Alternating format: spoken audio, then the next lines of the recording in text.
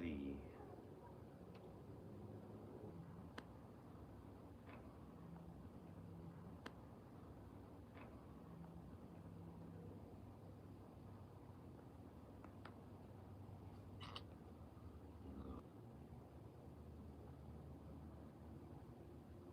I don't even know what this is gonna say. But anyways, we're gonna talk about it.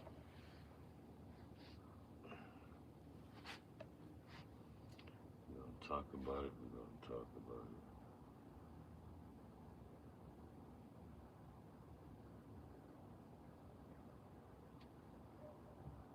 Let's go.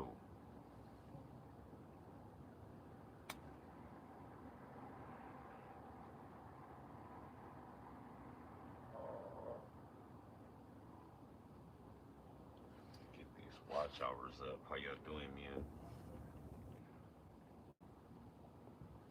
I know y'all see what's going on. Bricc baby, Wack100. That shit is crazy. But I told y'all, I don't know if y'all watched the Adam and Wack show today. But I told everybody that shit was gonna be crazy. This is what I posted. Yeah, it's your boy Official Bumping Jack dripping back on Slim Gang TV.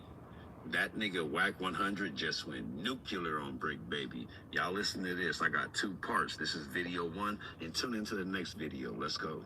Gone in. I blamed him up. I made him admit that he know my homie wife. And then the wife up and double back after the phone went off and called back by herself. I said, Adam, if you're any type of friend of Bricc baby, you gonna hang that phone up. Hang that motherfucker up, Jack. I said, I'm telling you, Adam. I said, no, let's hear what she got to say. Okay. He be leaving that back door unlocked. It seems like. Yeah, but y'all already know that shit. That's all I'm gonna play, like, you know, the little short is on my page, right?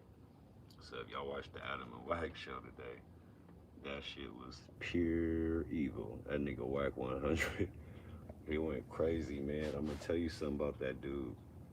You gotta watch how you come at him, cause that nigga's gonna get at you very nuclear. He's trying to destroy everything around you, you know.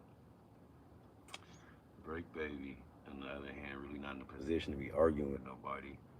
Sitting at federal holdings waiting to do some time. But I knew, like, just based off the little clubhouse shit they shared with us when I got that little live shit, I knew that shit was gonna be nuclear. That nigga Wack100 went hard on Bricc wife. I'm not gonna lie. Told her like, yeah, bitch, you like that pot root up in you. I'm like, damn. He did not hold back not one bit. How y'all doing though? Did you hear me? Please reply back. Did I hear what? I can't even see no chats. Yeah, baby.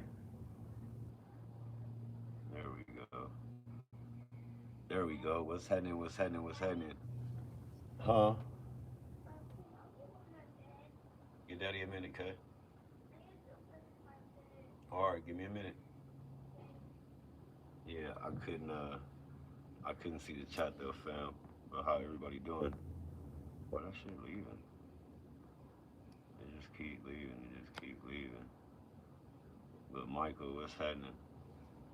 So yeah, that Wack100 shit was nuclear. But anyways, last night I went live and I told y'all about being in prison in Nevada, you know. So today we're going to Texas with it, right? I was locked up in Texas. Again, I'm from California, born in Inglewood, raised in Compton. But unfortunately, I went to Texas on vacation and I did not leave on probation. I did not leave until they released me. So I go to prison for selling drugs in Texas, right?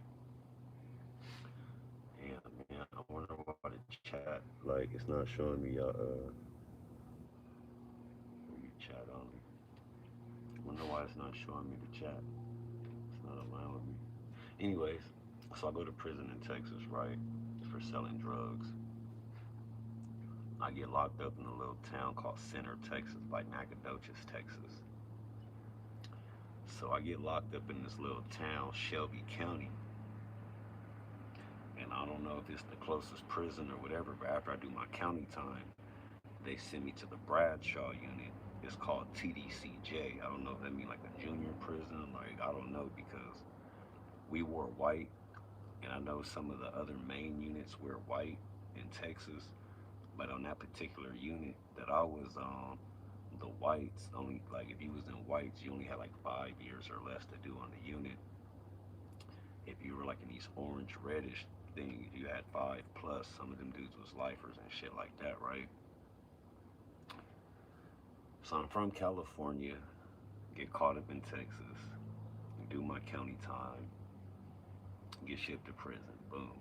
And it's crazy because like in California, in Nevada, they put you on the bus, you shackled. Like, bro, it was one cop, just me. He gave me a lighter. He gave me a lighter. Um, can't see. I think my computer tripping up, bro. You, yo, yo. What's happening, fam? So they take me from the county jail to the prison. They drive me, just one cop. And he gave me a lighter and a pack of cigarettes. And he was like, why did you spend time? Unfortunately, for illegal activities, narcotics dealing, right?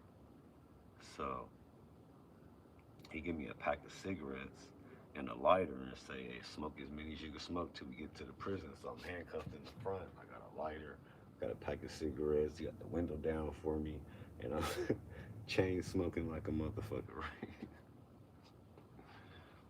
One after, and damn near using one to like the next one, right? So I get to the prison. They walk me into the Bradshaw unit, right in Henderson, Texas. I almost said Nevada because it's the Henderson, Nevada out here.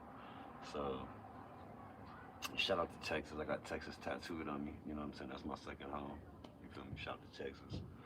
But so I get to the Bradshaw unit.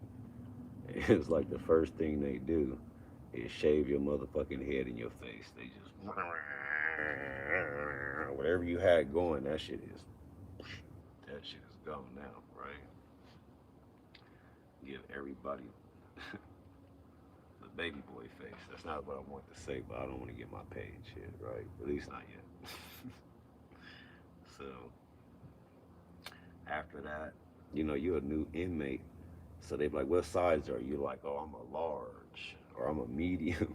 Whatever size you say you are, they gonna give you a size up. So like me at the time, I was a medium, probably like, cause this is my first time ever going to prison. I'm a kid, I'm like 18 years old. They like a medium.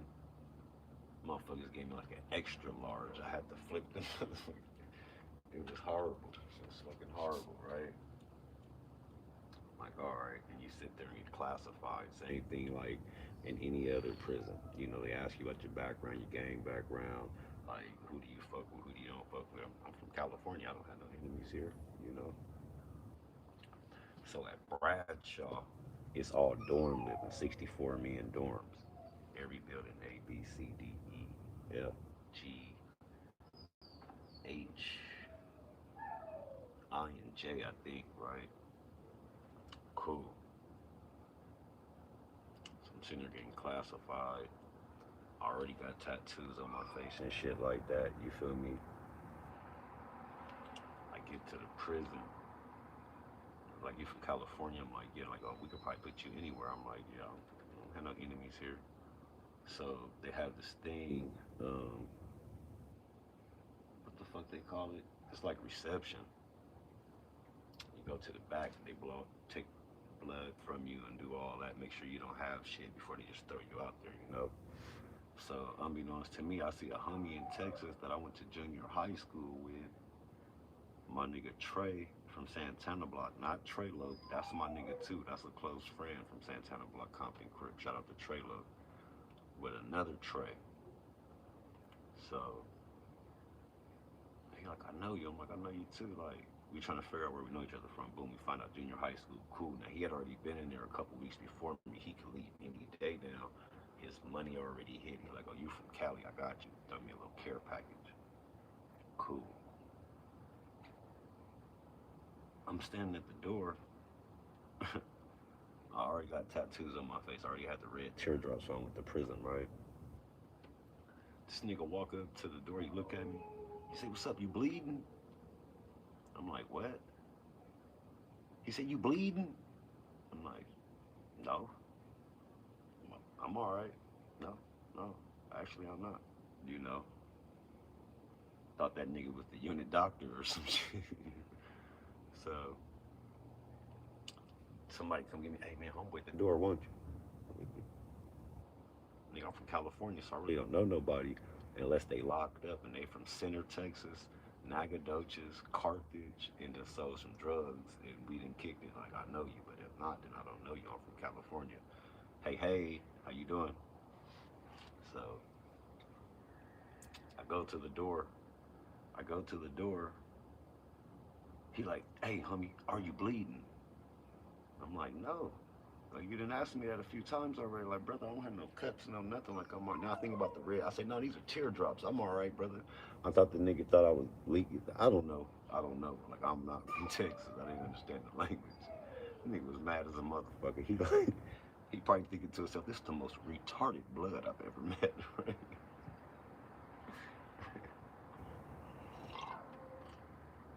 So say like, he get mad and walk away from the door. So I'm sitting down, I'm chilling and shit. The nigga come back, I guess. He come back. Somebody tapped me. He said, "Homie, are you down with this?" I'm like, "Oh yeah, I'm from Fruitown, Peru, my nigga. Like, what's happening?" He's like, "When I asked you if you was bleeding," I'm like, "What the fuck does that mean?" You know what I'm saying? Like, bro, I'm from Los Angeles. I don't know what the fuck that mean. He like, "I'll be right back." I'm like, "All right." So he come back to the little holding tank. He had this stack of papers with him, some handwritten shit, and he slide that shit up under the set. I looked at that shit. I looked at that nigga and I kicked that shit back under the door. That shit away from me, brother. Right? He looked at me and said, "Oh, you're not gonna take it?" I said, "Nah." He slid that shit under the door again. He said, "Pick it up, touch it, read it." I said, "No." And I kicked that shit back up under the door, right? Try to get me up under the prison politics, right? You know what I mean?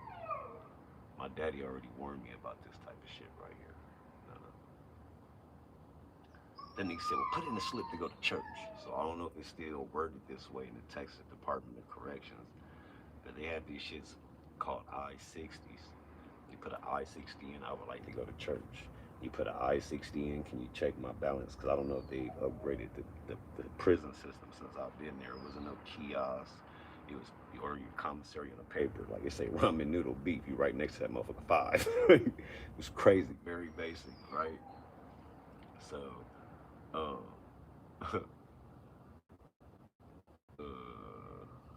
so they tell me to go to church. I'm like, all right. So I put the I-60. Even when you're in holding, they'll take you to they'll let you go to church. You feel me? So they go to church. Shut up. So they go to church, and I noticed like all like the Texas blood niggas who I assumed to be bloods, and they were. They're congregating and talking and shit, and pointing at me and shit. I'm looking at these niggas like, what the fuck? So the nigga walk up to me. He like, "What's up, blood?" They tried to shake my hand like this, and I'm looking at his hand. I'm like, what do you want me to do with that? That's no disrespect. It's just that's not how we do in California. So I had never seen that shit before. He like, "Oh, you not gonna lock up with me?" I'm like, "Bro, I'm from California. I mean, when we lock up, we shake hands, we lock B's, P's, and we break it. You know what I'm saying?" And it's a nigga named Roach from Marshall, Texas. I was standing right there. Him and a white blood nigga named Justin Heck. They all from Marshall, Texas. The nigga Roach said, "I ain't gonna lie, kinfolk. That's not the first California nigga I heard say that shit. I tried to do that with a California nigga. He was like, what the fuck are you doing?" He come with and told me, he was like, how y'all do that?" And I showed him how we do it. This gentleman name happened to be AJ. He was from Lufkin, Texas. He was banging Treetop Paru, but he was banging some shit called 5'9" Treetop Paru. I had never heard of that, you know. He like, "I'm from Treetop Paru. You heard of my hood, huh? 5'9" Treetop." I'm like, I heard the treetop, but I ain't never heard the 5'9" treetop. We got 300, 400, 500. It ain't no 5'9" treetop. I come to learn later that 5'9" is a major highway that run through Houston and through certain cities or something like that. And a lot of people in certain gangs, like the 5'9" Hoovers, they use the 5'9" because of that highway. They kind of identify like they might be from Houston or somewhere off that 59 highway. You know what I mean? So that was that, right? Me some niggas from 5'9" Bounty Hunters. Me some niggas from a straight hood called 5'9" Power Root. So I guess they thought they was gonna whoop my ass, but it didn't turn out. They're like, oh yeah, he really from Los Angeles. I guess it's a different point of view. And the only reason I'm telling this story is because like right now, you got Hoover, Gumby, OG Kunta, the Fort Worth Turtle. Shout out to the Fort Worth Turtle. Um, OG Percy, and a lot of people talking about, you know, the origins or how they believe the Hoover shit's supposed to go. You know what I'm saying? So the dude is like, man, we got all these neighborhoods wrote down. Just look, I'm not touching that shit, bro.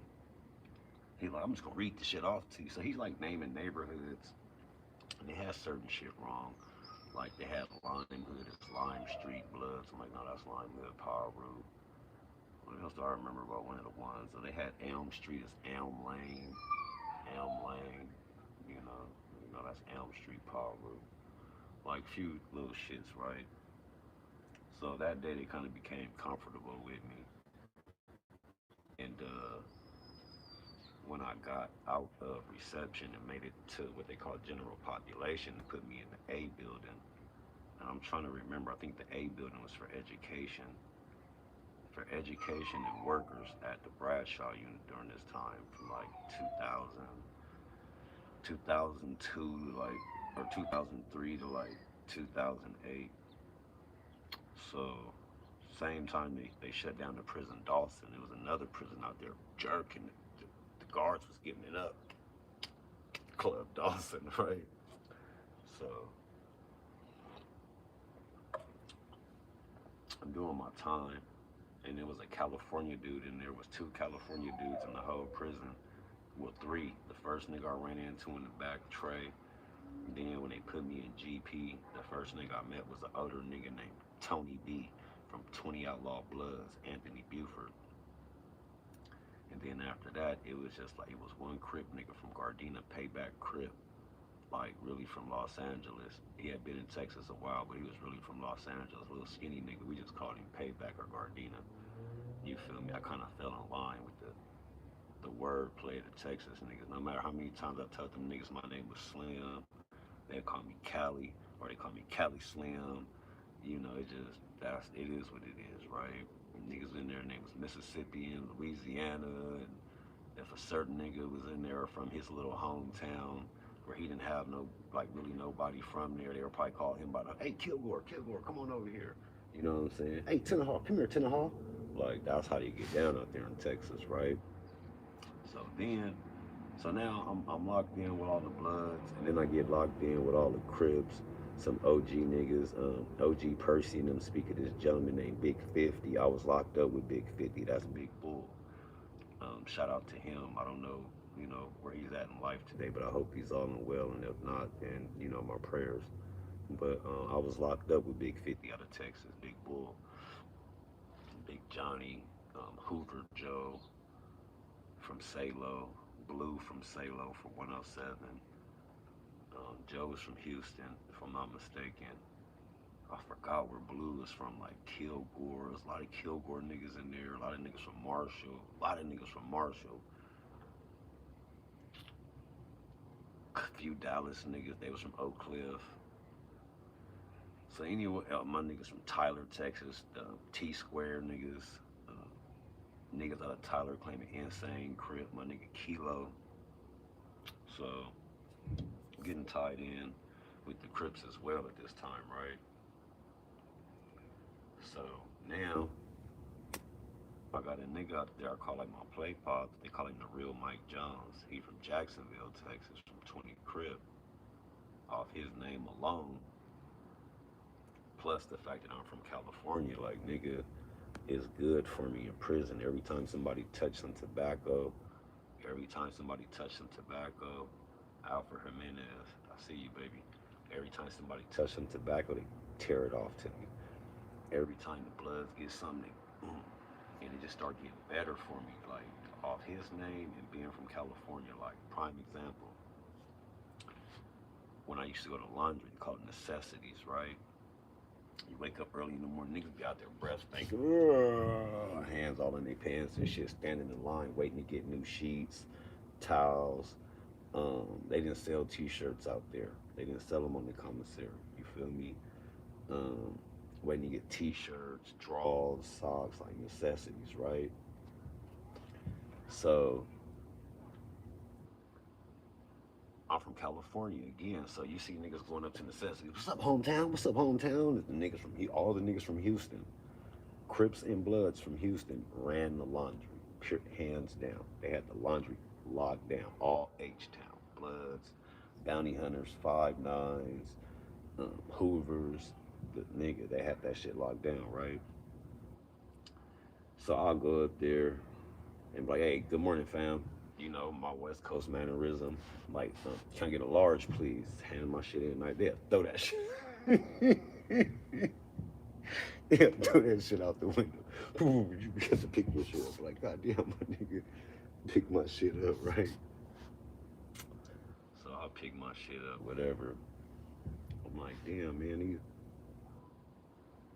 what nigga I do to get some nice whites around this motherfucker? Everything I got coming out tan, beige, fucked up, right?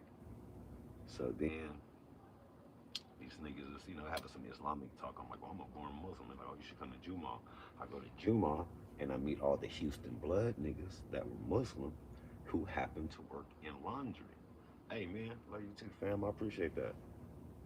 So I meet the one nigga, I forgot to call him H Town, you know what I'm saying? Tall, bald headed lifer nigga, bald headed, had all gold solids. He worked in there. I met him in Juma.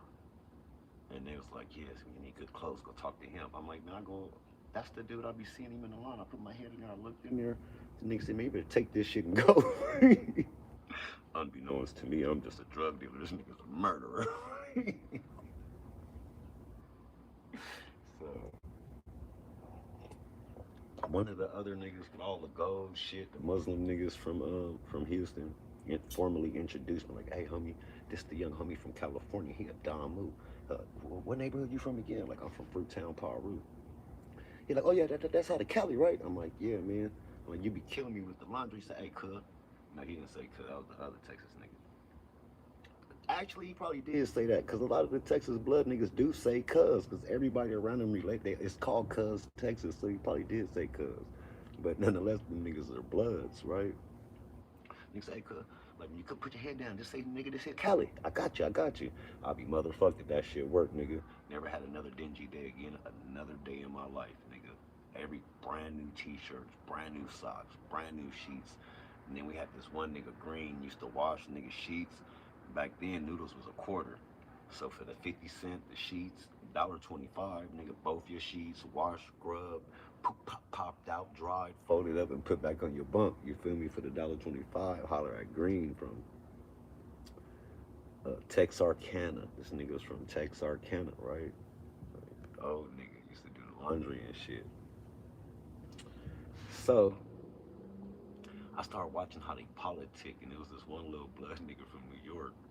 And this is when I knew that I was accepted in a town that I lived in previously before going to prison. Because again, like I say, everybody in there called each other hometown. You see the Dallas niggas like, what's up, hometown? Niggas walk around with shags and shit. See all the Houston niggas in there slugged up, bolted up, big chunky diamonds and chunks of gold in their mouth. And then there was other niggas with shit in their mouth, but the Houston niggas kept the unit lit, right? Talking about as far as they just smile, bang, turn the lights off in this motherfucker, right? I'm from California. I'm the only nigga that don't have a hometown. You feel me?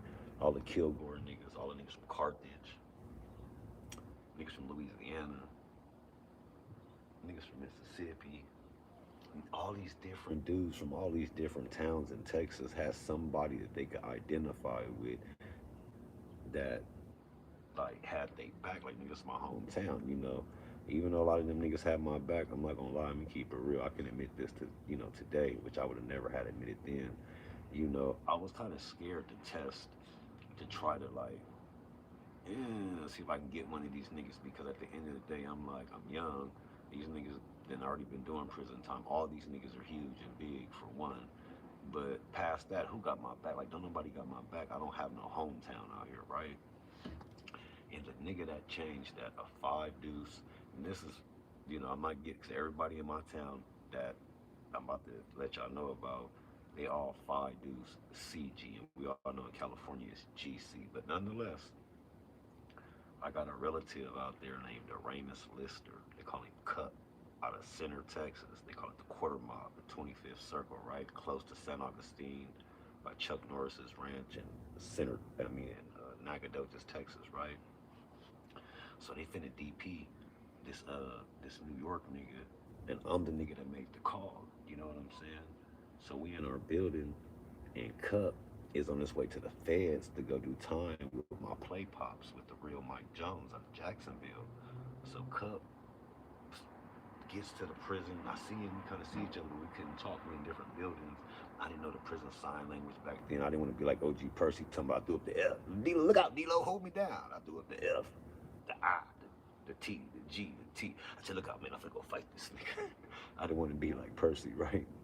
So, like, we'll talk. Me and him started talking because out there, every building had its own yard. It wasn't no just big open yard in Bradshaw. Every building had its own little yard. Half a basketball court, a half a tennis court. Handball court. And then niggas that went to walk laps could walk behind the basketball court and around the handball thing. That was it pretty much. And then some weights with the pins. Not no free weights, but like the machines, right? So Cup come over there and he was like, what's up, Cali? What's going on, man? I'm like, they finna DP this nigga. They had me make the call, so I just feel a little weird about it, though. I think I'm making a call on this nigga, and it's a date. They finna whoop my ass, man. These niggas all know each other. Like, bro, I'm from Cali. How am I supposed to trust that these niggas finna do what I tell them to do and not? Like, fuck this California nigga and pack me out. You know what I'm saying? The nigga said, you know how that's not gonna happen, cuz your hometown here, nigga. You hometown, nigga. And that day made me feel hella good about the town that I represent, which is called Center, Texas, right? So they packed the New York nigga out behind some allegations or whatever. Then after that, it's this. We go to commissary. We come back from commissary. They got these little metal lockers at the bottom of the bunk in TDC. They both lift up and they got like a little cutout part right there. You can probably put like a hygiene, that little cutout part, and you stuff everything else in the locker, right? That's how it was when I was there. It's probably the same. So we come back from commissary. If I'm not mistaken, we had like these netted orange, red bags. Some people had white bags, whatever. We come back from commissary, and this one nigga named T. Wheat from Kilgore, Texas, took some cookies off this white boy bed. He took the cookies off the white boy bed, and nobody saw it though. Nobody saw it, but another white boy saw it. So the white boy is putting his items up, going, through his commissary, putting his shit up, and he notices like a pack of cookies missing and shit. He get to fucking with the white boys, like, come on, guys, I know you took my cookies. Give them back, type shit, right? They're like, nah, brother. In my Hulk Hogan voice, they're like, nah, that black dude over there took your cookies. So none of us, the blacks, even though he took the cookie, at least I didn't know. And I assume the other gentlemen didn't know. So we sitting over there in TDC in the day room, like the bunks, like the day room was in the middle. Some showers, like bam, with like two heads. Like in each one, it's a split in the middle. It's a hot water thing in the middle. It's a split on each side, open so the guards can see right through, see whacking or whatever you want to do toward the female guard, whatever.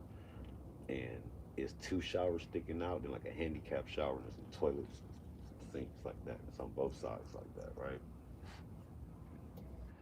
So, and in the day room, it's like, I ain't been to prison in Texas in a long time, so excuse me if I misquote, but it's like 4, 5, maybe 6 rows.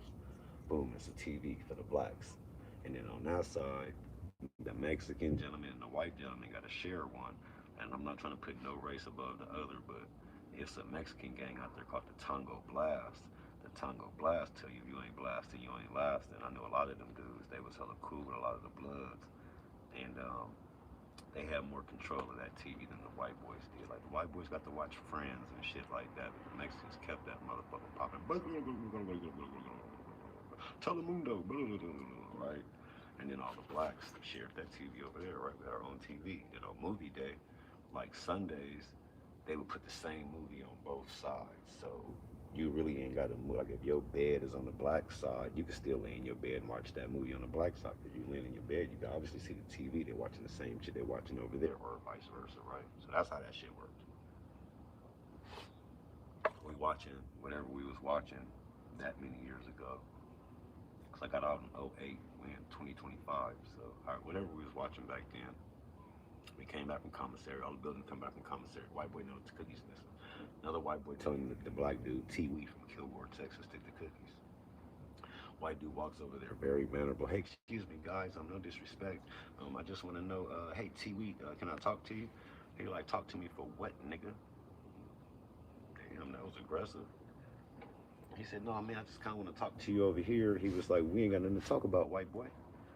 He was like, well, all right. And he just turned around and walked away. And then, like in mid stride, it's like something told him, like, if I do this, I'm never gonna overcome this. It's gonna be an uphill battle for me forever. And he kind of stopped, and he turned around and he came back. He said, I need to talk to you. He said, about what? White boy, just say it right here in front of everybody. He said, all right. He said, did you take some cookies of mine? He said, what if I did take the cookies? If I took them, they gone now. He said, so if you ain't telling me to put my shoes on, get the fuck out of here, white boy. The Texas Department of Corrections, when I was there, they give you like some blue slip-on, call them Jackie Chan's, like some little slip-on Vans type shoes. And at the time, they had these white basketball shoes, but they were like Kmart brand. If y'all remember Kmart, I'm older, like 44. I'm 44, so they was called like Sprawlings or some Spaldings or something like that. That was like the basketball tennis shoe of TDC at this time. And then they had some off-brand like butterscotch brown boots. And a lot of niches to get the boots and get them designed, make them look like Louis Vuitton boots off, like paint coffee and them, all kind of little different shit. So, anyways, that's that, right? My point of telling you all that is the nigga T Wheat had on the boots, and they used to wear them loose like Timberlands. You know, like how the East Coast guys, you know, wear their shit. So the nigga said, if you ain't telling me to put my shoes on, white boy, get the fuck out of here. He said, I'm telling you to put on your shoes. I'm like, oh shit. Nigga having a Top Gun moment up in this motherfucker, man. Right? And this nigga T Wheat stood up and he talked a lot of shit. Like he was a bad, he punked a lot of people too. Just off the mouthpiece, just off his combo, his demeanor. I used to see him, you know, taking shit like, shut up, nigga. You know what I'm saying? Like he got very humble. I swear to God, the rest of the time he was quiet. He was not loud no more. He's very, what's how you doing? How you doing? I swear to the high heavens. So he get up and he got these loose lace boots on like Timberland, like how the East Coast niggas be doing, right? And in prison they used to take sheets and some boxer underwears and they'll cut the elastic off and they'll make you some shorts. You can walk around the day room, some see-through kind of like white shorts. You know what I'm saying? You got the drawers on under plus the things. You cool. You know what I'm saying? Go outside, play basketball in them. If it's cool guards, if it ain't a cool guard, they probably write you up for having that shit. But nonetheless, he had on these homemade shorts that one of the inmates, you know, stitched up for him. Nigga had on the brown commissary boots with the laces all untied and shit like that, looking like he was in Brooklyn or something, son. And you know, white t-shirt or whatever. White boy had on a slip-on Jackie Chan's, same kind of shorts, same kind of t-shirt or whatever. So he got up and he was like, yeah, yeah, yeah, yeah, yeah. And he flinched at the white boy and the white boy smacked him. Boom! Knocked that nigga out on his feet. Knocked him out on his feet. Start drilling. All the blacks are sitting there watching like, what the fuck? And even the white boys are like, what the fuck? So he kind of get up and they I ain't gonna say they squad, but the white boy was just tagging him, and he was real cool with the nigga Kilo from Tyler, Texas. So the nigga Kilo from Tyler, Texas tried to jump out there. That nigga Hoover Joe from Salo, tattooed up ass nigga from 107, grabbed Kilo like, no, cuz that's a 101, you can't get in there. I remember that nigga pushed the shit out of Joe, because Kilo was a little bigger, Joe much more in shape, but Kilo was tall, hella respected, older nigga, had the guards moving for him and shit. Pushed the fuck out that nigga Hoover Joe. And when he started running over there to save his boy, the white boy saw it and stopped beating the nigga up and took off running. Them niggas was running, that white boy jumping through beds and shit like that, running in circles and shit. And fucking, when I saw it, I was like, it's about to go down, might as well start now. So I see the nigga Kilo chasing the white boy. They go, before I can hit the white boy, another white boy tackled Kilo. They fail. When they get up, I'm right on time to tackle that nigga. Boom! And in the buildings in TDC, they're like, it's crazy. The buildings are like real thin, like bang, bang, like tin or some shit, a big thick aluminum or some shit. Crashed the nigga into the wall. You see the whole wall crack. They start going up in that motherfucker. Blacks versus the whites. The Tongo Blast just sitting there eating, watching that shit. That shit went up over a fucking pack of cookies, and it's just to show you how dumb shit is. Oh, but the boxing, no ice. Okay, well that's cool, player. I appreciate you showing up though. Obviously you cared, you wouldn't be here, so I appreciate you. So,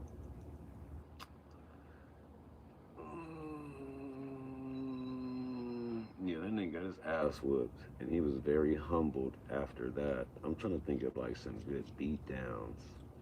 Some good beat downs. It wasn't really that many beat downs. Everybody was kind of like in Texas in the prison, Lee and Bradshaw. All that gang shit didn't exist. It wasn't like they were claiming neighborhoods. They didn't give a fuck about that shit. They ride hometown over everything. So you got a group of niggas, a blood, a white boy that's part of the fucking Aryan Warrior or Aryan Circle, the Ace Deuce and the Ace Trey. Shout out to my nigga Rush. But they're all from the same town, from Marshall, from Kilgore, from such and such. They'll sit there and eat together. It was no problems. It was like no politicking, just like the TV. That was pretty much it. You know what I'm saying? It was cool. They fed you good. Commissary was cheap, $5, nigga. That was 20 noodles, $6. Ooh shit.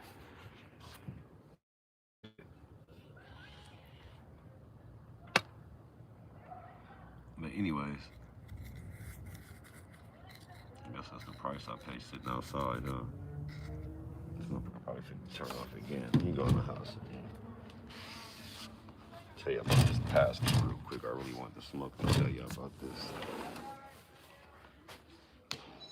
So, in TDC, you in a dorm at Bradshaw, you in a dorm, right? Let me tell you about this shit. So, you in a dorm, right? They had this one nigga, he was a porter. The porter got movement. He got movement around the fucking, around the jail, right? He's privileged. He cleaned up. He could move around. He could do his shit, right?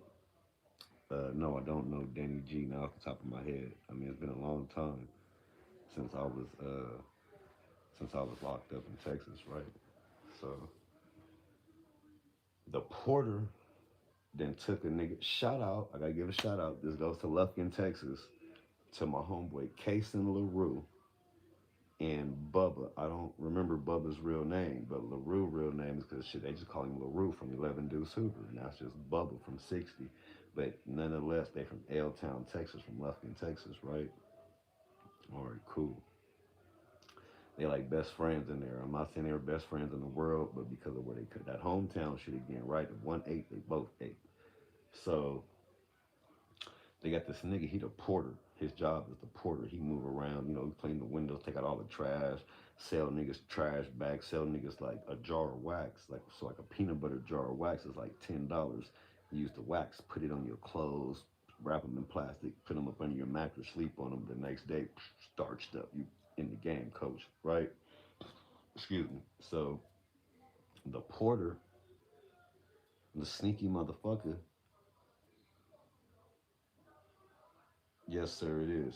So the porter, the the sneaky motherfucker, they got bunk 1 through 64, and it's like in a horseshoe, go around the dorm, 1 through 64, right? When they pass out mail, they don't do like they do out here in Vegas or in California. They don't have the mail and start screaming out last name. Johnson, here you go. Jenkins, Miller.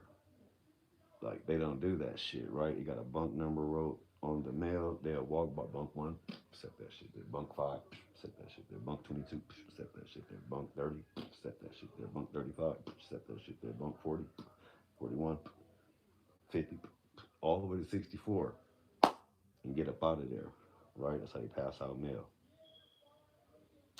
But the little nigga, the porter, who they called the preacher man, he used to call prayer call. Like, prayer call, prayer call, prayer call, prayer call. This nigga be in there. Prayer call. Little sneaky motherfucker. No different than these niggas out here today, right? Prayer call, prayer call. So we used to sit there and watch this nigga do the prayer call and shit like that. And I respect what it's supposed to do, but motherfucker, I'm not praying with you. Nigga, you're a criminal just like me. Get the fuck out of here, right? Every night, prayer call, prayer call. You come in. Unbeknownst to everybody in the prayer, I didn't get no mail. I'm from California, right? My people in Cali, they didn't write me or nothing. I just did my time, got the fuck up out of there. So, um, but shout out to the first baby mama. She kept the money on there though. So, um, this nigga's going around looking at people's mail, writing down their addresses, but they people addresses that's writing they girls and shit like that. So he done wrote the homie Kason LaRue from Lufkin, Texas, wife, girlfriend, baby mama at the time, significant other. Maybe they still together today. Salute. I don't know. This is like in 2007, 2006 ish, right? I don't know how strong black love is these days. That's why. So, anyways, um, it's this one night. The dude, he like really pressing me to come to prayer, come to the. I'm like, nigga, I'm a Muslim. He like, man, the Muslims can pray with the Christians. He said, man, prayer is prayer. And I'm like, this nigga kind of got me right there. You, you got something. You got something. I don't know what, but you got something. So I'm like, fuck it. My bunk was bunk 2.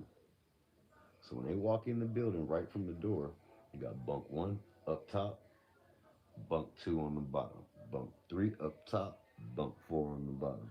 And that's the numeric order all the way through, all the way. So, you can't even see. So, anyways, called prayer call. Nigga getting the prayer call circle, right? I coincidentally stand next to the preacher man, the porter, little short, slippery, slimy motherfucker, right? Just like the rest of these pastors out here, right? The nigga Bubba and Case and LaRue, they come to the prayer circle too. They're like, Cali, man, let me get in with you. I'm like, y'all niggas praying. Not to say it like that, but they didn't fuck with this nigga or this circle. They would read the Bible together. If they little religious, they spend an hour a day doing that shit. They worked out together. They ate together. And that nigga, they looked out for each other. They from Lufkin, Texas, right? They girls knew each other. They said they're close. It's safe to say, at least at that time, they were good to best friends for sure. At least in prison. So the niggas jump in the prayer circle. I'm like, you niggas praying too? I'm like, all right. And again, this is my first time ever going to prison. My first time ever going to prison is in Texas. So I'm still learning shit. And in 2006, I had only been at the prison, not incarcerated, but at the prison for like I got to the prison in like 2000, like late 2004 or early 2005, something like that. So I only been there like a year. You know what I'm saying? I'm young. I'm still learning shit. So then nigga asked me like, man, let me get next to the preacher man. I'm like, whatever. So I slide next. Me and Case and LaRue. I'm locked up with the preacher man, holding hands with the preacher man. The nigga next to me, LaRue, like, no, come on, Callie, let me get right here next to the preacher man. I'm like, oh, okay. I'm trying to get closer to God. You know what I mean? Alhamdulillah. So me and Kason switch spots, but me and LaRue switch spots. Boom. And then Bubba like, look out, Callie, let me get next to LaRue. I'm like, damn, all right. So you got the pastor, the prison pastor. You got LaRue, who we don't know is the nigga who the pastor been writing his girls taking the mail off the bunk, right? And you got Bubba. So pastor, 11 Deuce Hoover, 60 Crip, both from Lufkin. I forgot where the pastor from. This nigga, so everybody bow your heads, right? I'm not gonna lie, y'all. I don't ever bow my head, even when I do go like with my people. They be like, "We know you Muslim, but come to the church. All right, that's cool." Everybody, put your head. I'm not doing none of that shit. I'm watching everybody. I see you, sister. I see you, sister. You're not praying either, bitch. Like I'm that nigga, right? So we in the circle, pastor, whoever, go in a circle. Me, Bubba LaRue. Nigga say, everybody put your heads down. Nigga put his head down and say, Heavenly Father, we are all gathered here today before that nigga could say in your name.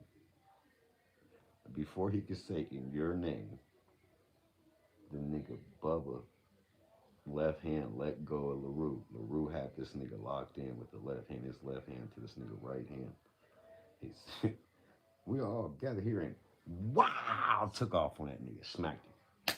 When he hit that nigga Bubba was like a mad pit bull jive dog. That nigga locked on him. They start beating his ass. You could hear that. Them Texas niggas hit hard.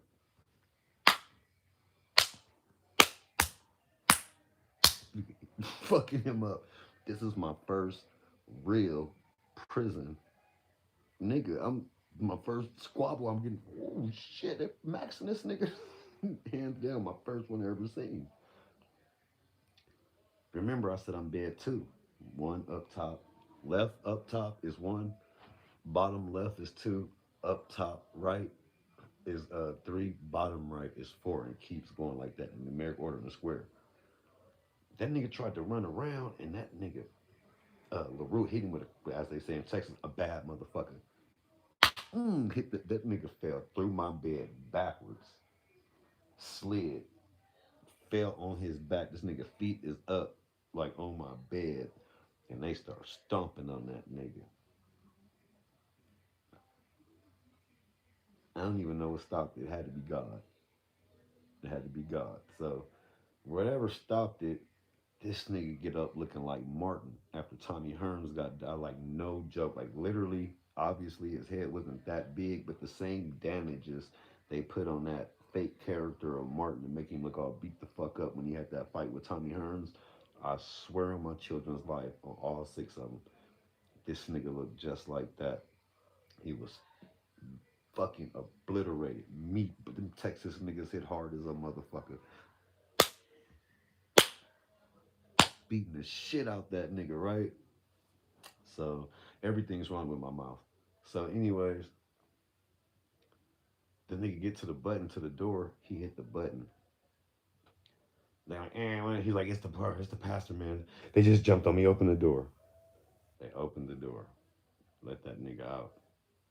That nigga Bubba and LaRue told them. And they didn't have cameras in the jail back then, so it was just off. If somebody snitched, they snitched. If they saw it, they saw it. Word versus word. Like it wasn't no Omer, no cameras being in the cell at that time, like inside the dorms or nothing. So I remember that nigga Bubba said, and ain't none of you niggas seen nothing. It's the first nigga I ever heard say nothing. Say none of you niggas seen nothing. I'm like, oh shit. The police came in there, made everybody get next to their bed with their ID stripped down to the drop, just like in Vegas. Come looking at hands, trying to find bloody clothes, whatever, whatever, whatever. Did nobody, obviously did nobody snitch or nothing like that. They beat the shit out the pastor, man. But that was my first time in prison ever seeing a nigga get his ass beat. Like they beat the shit out that nigga. That was way before the white boy whipped the other nigga. At that time, I had seen quite a few squabbles, but that was my first one. And that shit was crazy. It was just like out of no in the prayer call, nigga. You knocked the nigga out of transmission with God. That nigga was trying to he was trying to lock in with God. He was trying to lock in with God. Boo boo boo boo boo boo boo boo boo boo boo boo boo. And them niggas just whacked that shit. Boom, boom, boom. Like that shit was crazy as a motherfucker. Crazy as a motherfucker. So not your last time. Yeah, yeah, that's fine. That's fine. I already looked. So let me let you know what I understand about this internet shit already.